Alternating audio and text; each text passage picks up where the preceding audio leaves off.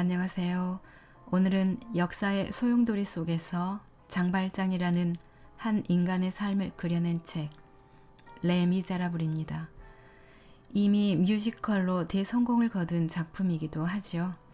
이렇게 좋은 책을 우리에게 선물해준 작가와 번역가 그리고 낭독을 허락해 주신 서교 출판사에게 진심으로 감사를 드리고 성심을 다하여 읽겠습니다. 레미제라블은 프랑스 역사를 알고 보면 더 재미있는 책입니다.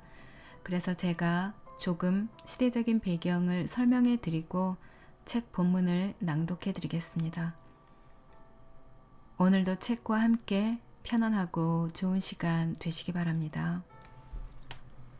1789년 프랑스에서는 극심한 굶주림과 신분제에 대한 불만으로 혁명이 일어나게 됩니다. 민중들은 국왕 루이 16세를 처형하고 왕이 없는 나라, 즉 공화국을 선포하게 되는데요. 이것이 바로 프랑스 대혁명입니다. 이후에 1796년 장발장이 조카를 위해 빵을 훔치다 체포되게 되고요. 혁명 이후에 프랑스는 굶주림 문제를 해결하기는커녕 더 큰 소용돌이에 빠지게 됩니다. 프랑스의 혼란은 1799년 군인 출신이었던 나폴레옹이 쿠데타를 일으켜서 일단락되게 됩니다. 그러다 지속적인 전쟁으로 사람들이 점점 나폴레옹에게 지쳐가고 워털루 전쟁에서 1815년 완전히 패해서 몰락하게 되죠. 바로 이 해에 장발장이 출소를 합니다. 나폴레옹이 몰락 후 프랑스에서는 외국으로 망명했던 루이 16세의 동생들이 돌아와서 즉위를 하게 되고 프랑스인들은 왕정을 다시 받아들이게 됩니다. 이후 1830년 7월에 다시 한번 혁명을 일으키게 되고요. 새 왕을 추대하게 되는데 바로 루이 필리프입니다. 레미제라블은 이 시대를 무대로 펼쳐지게 됩니다. 그리고 제가 책의 후기를 조금 읽어드리고 레미제라블 마지막 장면을 낭독해 드리겠습니다. 레미제라블은 프랑스어로 불쌍하고 가련한 사람들이라는 뜻이다. 그러나 작가 빅토르 위고는 이 소설 안에서 불쌍한 사람들이라는 한정된 의미뿐 아니라 사회에서 소외된 사람들, 하층 계급, 인간을 소외시키는 사회 제도에 저항하는 사람들을 그리고 있다. 굶주린 조카들을 위해 빵 한 조각을 훔치려다 무려 19년을 감옥에서 보내게 된 주인공 장발장. 어린 딸을 위해 몸을 팔다 죽어간 팡틴. 못된 양부모 밑에서 학대받는 어린 코제트. 심지어는 냉혹한 자베르 경감과 사기꾼 테나르디에 부부까지도 모두 비참한 삶을 살고 있지만 결코 절망하지는 않는다. 그들은 사랑과 희망으로 힘겨운 삶을 이겨낸다. 장발장은 비행분이 주교의 사랑과 용서로 인해 새 사람이 되며 코제트는 장발장의 헌신적 사랑으로 새 삶을 찾는다. 냉혈한 자베르 경감까지도 장발장의 끝없는 사랑의 힘으로 변해간다. 한편 코제트의 연인 마리우스를 지탱해주는 것은 보다 나은 사회를 기원하는 그의 강렬한 희망이다. 늙은 장발장을 지탱해주는 에너지도 코제트와 마리우스의 행복한 미래에 대한 낭만적인 희망이다. 1862년 출간 당시부터 150여 년 지금까지도 꾸준히 읽히고 있는 이 책은 어느 시대 어느 공간에서나 만날 수 있는 평범한 인간 군상을 통해 삶의 진실을 전하고 있기 때문에 여전히 불후의 명작으로 칭송받고 있다. 빅토르 위고는 소설 레미제라블을 통해 참된 인생의 교훈을 흥미진진하게 들려주고 있다. 레미제라블 마지막 부분 밤이 지나면 나지입니다. 문을 세차게 두드리는 소리가 들리자 장발장은 어렵게 뒤를 돌아보며 힘없이 말했다. 들어오시오. 곧 문이 열리고 그곳에는 코제트와 마리우스가 서 있었다. 마리우스는 문을 잡고 그대로 있었다. 코제트. 장발장은 말할 수 없는 기쁨의 빛을 창백한 얼굴에 드러내며 두 팔을 벌리고 의자에서 일어났다. 코제트가 장발장의 가슴으로 뛰어들며 외쳤다. 아버지, 코제트, 내 딸아, 아니 부인, 너구나.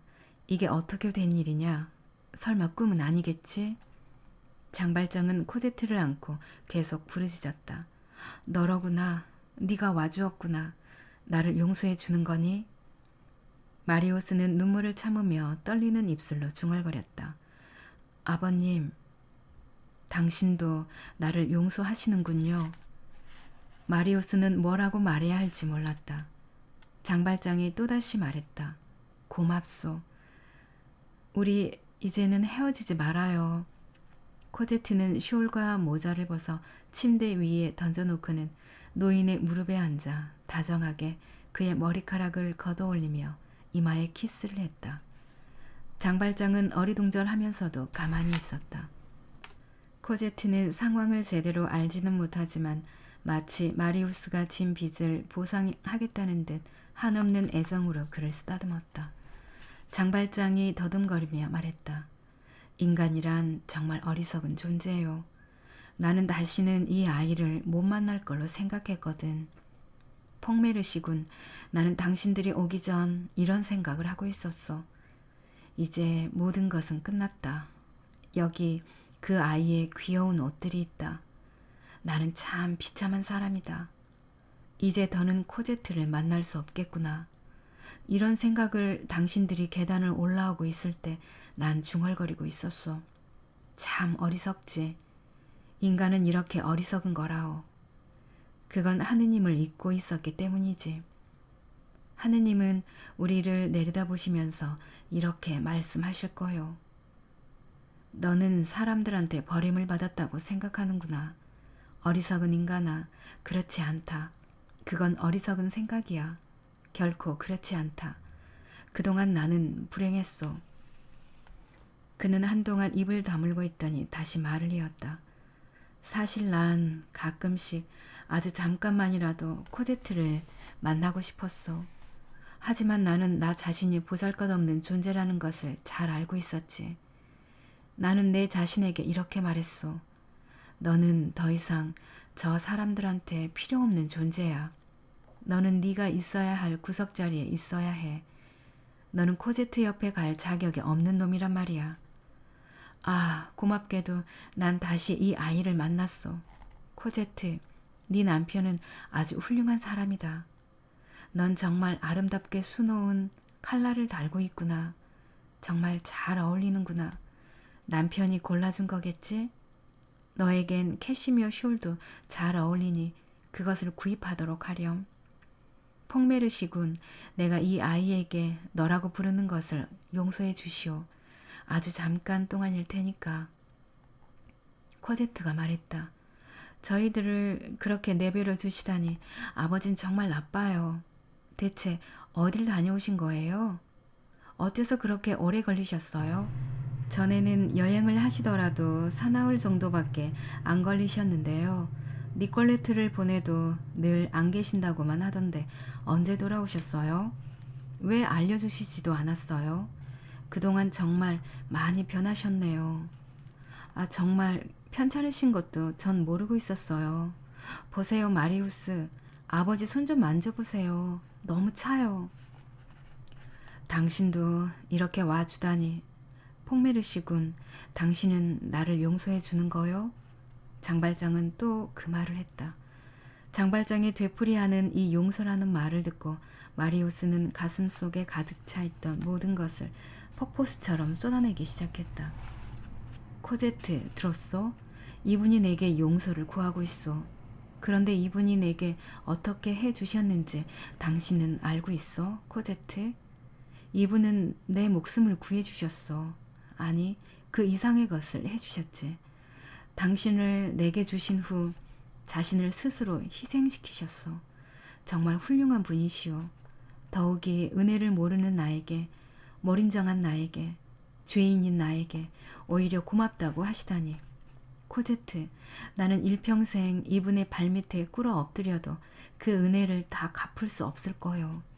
나를 위해, 당신을 위해 저 바리케이트의 위험 속을 뚫고 또 하수도의 더러운 시궁창 속을 그 죽음의 장소를 지나 나를 구해주신 거요. 나를 살려주기 위해 당신의 생명의 위험도 기꺼이 감수하시고 말이오. 이분은 모든 연기와 덕과 고결함을 가지고 계시오. 코제트, 이분이야말로 천사가 아니고 무엇이겠소? 아니, 그런 말은 하지 마시오. 장발장이 낮은 소리로 말했다. 하지만 아버님은, 마리우스는 존경심에 가득 차 외쳤다. 어째서 그런 말씀은 전혀 안 해주셨습니까? 정말 너무하셨습니다. 여러 사람의 생명을 구해주시고도 그걸 감추려 하시다니. 그뿐이 아닙니다.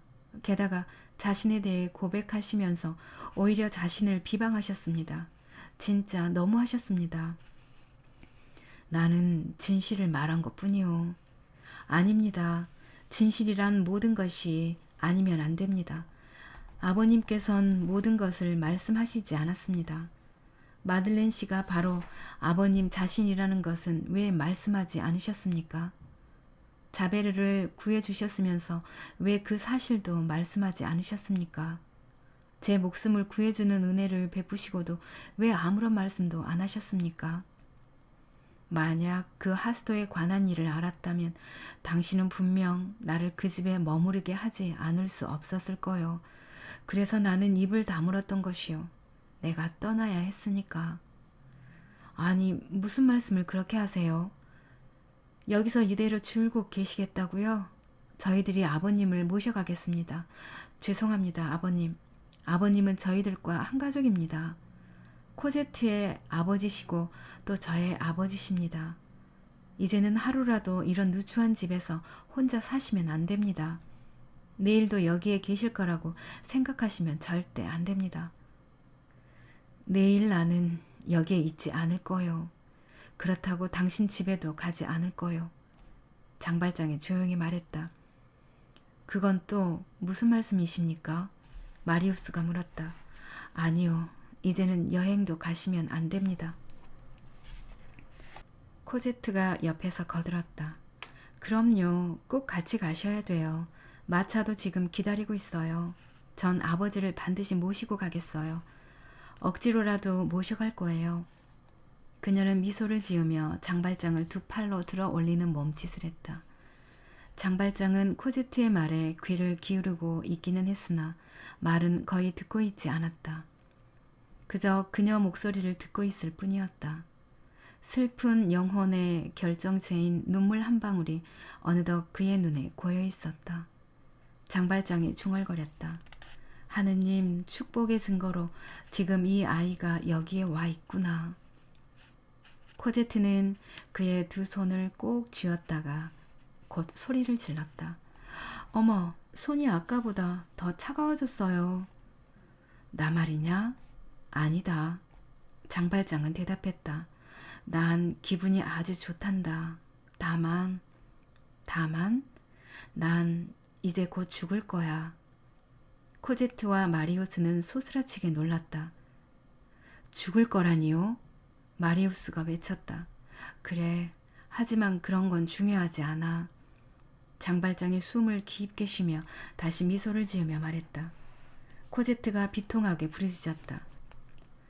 아버지는 사셔야 해요. 오래 사셔야 해요. 제게 아버지가 필요해요. 아시겠어요? 장발장은 사랑스럽다는 표정으로 그녀를 쳐다보았다. 그래, 나를 죽지 않게 지켜다오. 너희들이 여기에 왔을 때 나는 죽어가고 있었단다. 그런데 너희들이 와서 나를 붙잡은 거야. 어쩐지 다시 살아날 것 같은 느낌이 드는구나. 아버님한테는 아직 힘과 생명이 넘치고 있습니다.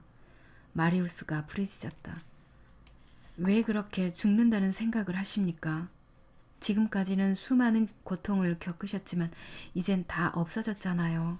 그리고 용서를 빌어야 할 사람은 바로 저희들입니다. 제발 부탁드립니다. 아버님은 오래 사실 수 있습니다. 아버님의 행복밖에는 아무것도 생각지 않는 저희가 여기 있습니다. 저희와 함께 가세요. 코제트가 울면서 말했다. 보세요, 아버지. 마리우스도 아버지가 돌아가시지 않는다고 말씀드리고 있잖아요. 장발장은 여전히 미소를 지으며 말했다. 퐁메르시군, 자네가 나를 데려간다고 해서 내가 지금까지와 다른 인간이 될 수 있을까? 아니야. 내가 죽는 게 옳은 일이야. 하느님께서는 우리가 어떻게 해야 하는지 더 잘 알고 계실 거야. 내가 저 세상으로 가는 게 도움이 될 거야. 하느님께선 우리가 어떻게 되는 게 좋다는 걸 우리보다 더 잘 알고 계시지. 그때 문에서 노크 소리가 들렸다. 의사가 들어왔다. 선생, 뵌지 얼마 안 됐는데 곧 작별을 해야겠군요. 이 애들이 내 자식이랍니다. 장발장이 의사에게 말하고 있는 동안 마리우스가 의사에게 다가갔다. 선생님, 마리우스의 이 한마디엔 충분한 질문이 묻어 있었다. 의사 역시 심각한 눈빛으로 답변을 대신했다. 장발장이 말했다. 모든 것이 뜻대로 되지 않는다고 해서 하느님을 원망해서는 안 된다. 장발장은 다시 코제트를 바라보았다. 그는 그녀의 모습을 영원히 잊지 않으려는 듯 조용히 바라보고 있었다. 그는 이미 어둠 속에 잠겨 있었지만 코제트를 바라보는 시선만은 황홀함 속에 있었다. 의사는 장발장의 맥을 짚어보았다. 아, 이분에게 필요했던 것은 바로 당신들이었군요. 하고 의사가 말했다. 그리고는 마리우스의 귓가에 입을 대고 나지막하게 덧붙였다. 늦었습니다. 느닷없이 장발장이 일어섰다. 이렇게 갑자기 기력이 되살아난다는 것은 임종이 가까웠다는 증거다. 그는 부축하려는 마리우스와 의사의 손을 밀치고 벽에 걸려있는 자그마한 구리 십자가상을 떼어 자리로 가지고 와서 앉았다. 그러고는 십자가상을 테이블 위에 내려놓고 큰 소리로 말했다. 이분이야말로 진정으로 위대한 순교자십니다. 그리고 갑자기 그의 가슴이 푹 꺼지고 머리는 죽음에 사로잡힌 것처럼 부르르 떨었다. 코제트는 심상치 않은 기운을 느끼고 그의 양 어깨를 붙잡고 무슨 말인가 하려고 애썼지만 눈물이 솟구쳐 아무 말도 하지 못했다. 임종의 순간은 고비가 있다. 무덤 쪽으로 가다가 생명의 쪽으로 되돌아오는 것이다. 장발장은 잠시 혼수 상태까지 갔다가 다시 정신이 되돌아와 마치 죽음의 그림자를 털어내려는 듯 머리를 흔들고는 거의 의식을 되찾았다. 장발장은 맑은 정신으로 돌아왔다. 그러고는 코제트의 소매자락을 움켜쥐고 거기에 입을 맞추었다. 회복되셨어요. 아버님, 이제 살아나셨어요. 마리우스가 그를 유심히 보며 외쳤다. 너희들에게 고맙구나. 장발장은 말했다. 지금 내 마음을 괴롭히고 있는 것이 무엇인지 말하겠네. 퐁메르시군, 그건 자네가 내가 준 돈을 쓰지 않으려 한다는 것이었네. 그 돈은 분명히 자네 아내의 것이네. 그 이유를 두 사람에게 말해주겠네. 검은 구슬에 대한 얘기는 모두 종이에 써놓았으니 나중에 읽어보도록 하게. 나는 팔찌를 만드는데 새로운 가공법을 발명해냈지. 훨씬 더 예쁘고 품질도 좋고 게다가 단가도 대폭 줄일 수 있었지. 그것으로 난 큰 돈을 벌 수 있었네.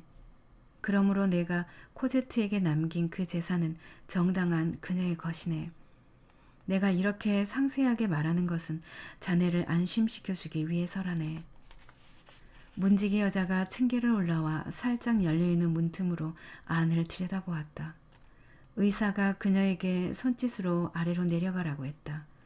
그러나 마음씨 좋은 그 여자는 갈 생각은 하지 않고 친절하게도 다 죽어가는 사람에게 물었다. 신부님을 부를까요? 신부님은 여기 계십니다. 장발장은 그렇게 말하며 손가락으로 위를 가리켰다. 그러고는 실제로 어떤 사람을 보듯 위를 쳐다보았다. 그의 주교가 그의 임종을 지켜주고 있었으리라. 코제트가 가만히 그의 허리 밑에 베개를 꿰어주었다. 이제 장발장은 총각을 다투며 쓰러져 가고 있었다. 가끔 호흡이 끊어지고 두 팔은 움직이지도 않았으며 그렇게 몸이 굳어가면서 영혼의 장엄함이 얼굴 위로 퍼져갔다. 죽음의 빛은 이미 그의 눈동자 속에 깃들어 있었다. 그의 얼굴은 창백했지만 미소만큼은 잃지 않고 있었다. 그는 코제트와 마리우스에게 가까이 오라는 눈짓을 했다. 분명 마지막 순간이었다. 그러고는 멀리서 들려오는 듯한 희미한 소리로 말하기 시작했다. 가까이 오너라. 둘 다 이리 오너라. 나는 너희들을 깊이 사랑한다. 내가 이렇게 죽을 수 있다는 건 정말 고마운 일이다. 코제트, 너도 나를 사랑하겠지? 네가 언제나 이 늙은이에게 애정을 기울여 줬다는 것을 잘 알고 있었다. 내 허리 밑에 베개를 괴어주다니 얼마나 고운 마음이냐. 너는 나를 위해 눈물을 흘리는구나. 하지만 너무 많이 울지는 마라. 너에게 너무 큰 슬픔을 안겨주고 싶지는 않구나.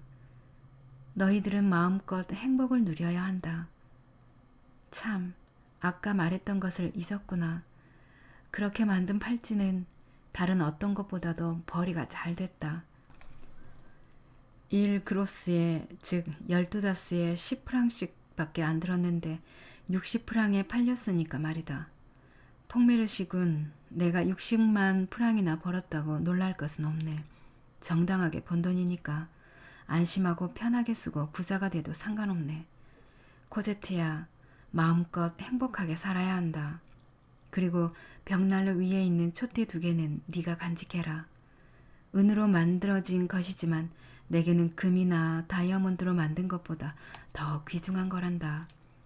저 촛대에 초를 꽂으면 성당의 큰 초나 다름없게 된단다. 그것을 내게 주신 분이 지금 하늘에서 나를 보시고 만족해 하실지 모르겠구나. 나는 내가 할 수 있는 모든 일에 최선을 다했다. 그리고 내가 가난한 사람이었다는 것을 잊어버리지 말고 어느 한 구석에 묻은 후엔 비석만 하나 세우다오. 이것이 나의 유언이다. 비석에는 이름을 새기지 말도록 해라. 만약 네가 이따금 와준다면 그것으로 나는 기쁘겠다. 그리고 자네도 함께 와주게나. 퐁메르시군, 사실 고백하자면 나는 자네를 처음부터 좋아했던 것은 아닐세. 부디 나를 용서해주기 바라네. 하지만 지금은 이 아이나 자네나 내게는 똑같이 사랑스런 사람들일세. 나는 자네에게 깊이 감사하고 있네. 자네가 코제트를 행복하게 해주리라는 것을 나는 분명히 느끼고 있다네. 퐁메르시군, 저 아이의 아름다운 장밋빛 얼굴을 보게나. 그 빛이 조금만 나빠도 나는 슬펐었지. 그리고 벽장 속에 500프랑짜리 지폐가 한 장 있는데 가난한 사람들에게 주려고 안 쓰고 있었네. 그들에게 나누어 줬으면 하네. 코제트, 저 침대 위에 네가 어렸을 때 입었던 옷들이 있다. 기억나니? 벌써 10년이나 흘렀구나. 세월은 참 빠르기도 하다. 우리는 정말 행복했었지. 이제는 모두 끝났구나. 자, 울지 말아라. 내가 그렇게 멀리 가는 건 아니니까. 그곳에서 너희들을 보고 있겠다. 밤이 되거든 하늘을 올려다보렴. 틀림없이 내가 미소 짓는 것이 보일 게다. 코제트, 몽페르메이유 일을 기억하고 있니? 너는 숲속에 있었고 무척 무서워하고 있었지. 내가 물통 손잡이를 들어주었던 일 기억나니? 그때 처음 나는 네 조그마한 손을 잡았단다. 그 손은 말할 수 없이 차가웠었지. 아, 그때 네 손은 새빨갰었는데 지금은 하얘졌구나. 그리고 그 커다란 인형, 그것도 기억나니? 너는 그 인형에 카트리느라는 이름을 붙여주었지. 그것을 수녀원에 가져오지 못한 것을 무척 섭섭해했었다. 넌 정말 나를 즐겁게 해주었단다. 너는 비가 그치면 냇물에 지푸라기를 띄우고는 그것이 흘러가는 것을 보곤 했었지. 언젠가 나는 너에게 버드나무 가지로 만든 라켓과 노랑과 파랑과 초록빛 깃털이 달린 공을 사준 일이 있었다. 너는 아마 잊었을 거야. 너는 어렸을 때 무척 장난꾸러기였단다. 가끔 말괄량이 짓을 하기도 했지. 귓볼에다 버티를 집어넣기도 했고 모두 지나간 옛일이구나. 어린 너의 손을 잡고 거닐던 숲, 산책을 하러 가곤 했던 나무숲, 몸을 숨기기도 했던 수녀원, 어린 너의 눈, 천진난만한 웃음소리, 그것들도 이제는 모두 지나가 버린 이야기가 되었다. 나는 그 모든 것들이 내 것인 줄 생각했단다. 내가 어리석었다. 테나르디에는 정말 악마 같은 사람이었다. 그러나 그들을 용서해 주어야 한다. 코제트야, 이제 네 엄마 이름을 말해줄 때가 된 것 같구나. 네 엄마 이름은 팡틴이다. 이 이름을 잊지 말도록 해라. 이 이름을 올릴 때는 반드시 무릎을 꿇어야 한다. 네 엄마는 무척 고생을 하셨단다. 모두 하느님께서 마련하신 운명이었지. 하느님께서는 저 하늘 위에서 우리를 내려다보고 계신다. 그리고 저 수많은 별들 사이에서 당신이 하시는 일이 어떤 것인가를 잘 알고 계시지. 자, 이제 나는 가야겠다. 너희들은 언제까지나 서로 사랑하여라. 이 세상에서 서로 사랑하는 것보다 더 중요한 것은 없단다. 그리고 여기서 죽은 가엾은 늙은이도 가끔 생각해다오. 코제트, 한동안 너를 보러 가진 못했지만 그건 내 잘못이 아니다. 그동안 내가 얼마나 가슴이 아팠는지 모른다. 나는 네가 사는 집 모퉁이까지 가곤 했단다. 내가 지나가는 것을 본 사람들은 이상하게 생각했을 게다. 나는 미치광이 같았다. 언젠가 한 번은 모자도 쓰지 않고 나갔단다. 눈이 잘 보이지 않는구나. 아직 할 얘기가 많이 있는데 이따금 나를 생각해다오. 그런데 이게 어떻게 된 거냐. 환한 빛이 보이는구나. 좀 더 가까이 오렴. 나는 행복하게 죽어가고 있다. 그 사랑스러운 머리들을 이리로 내밀어 주렴. 내 손을 그 위에 얹을 수 있게. 코제트와 마리오스는 눈물에 젖어 장발장의 손을 잡으면서 무릎을 꿇었다. 그의 성스러운 손은 더는 움직이지 않았다. 그는 반드시 누워 있었다. 두 촛대의 어슴푸레한 불빛이 그의 얼굴을 비춰주고 있었다. 그의 흰 얼굴은 하늘을 보고 있었다. 그의 두 손은 코제트와 마리우스가 입을 맞추는 대로 맡겨져 있었다. 그는 떠났다. 그날 밤은 별도 없고 매우 캄캄했다. 아마도 그 어둠 속에서 어떤 위대한 천사가 날개를 펴고 한 영혼을 기다리고 있었을 것이다. 책의 내용은 여기까지입니다. 오늘 들려드릴 곡은 그리그의 페리퀸트 중에서 아침입니다. 내일이면 찬란히 떠오를 아침 해를 기대하시면서 희망찬 날들 보내시기 바랍니다. 낭독 끝까지 들어주셔서 감사합니다. 그리고 축복합니다.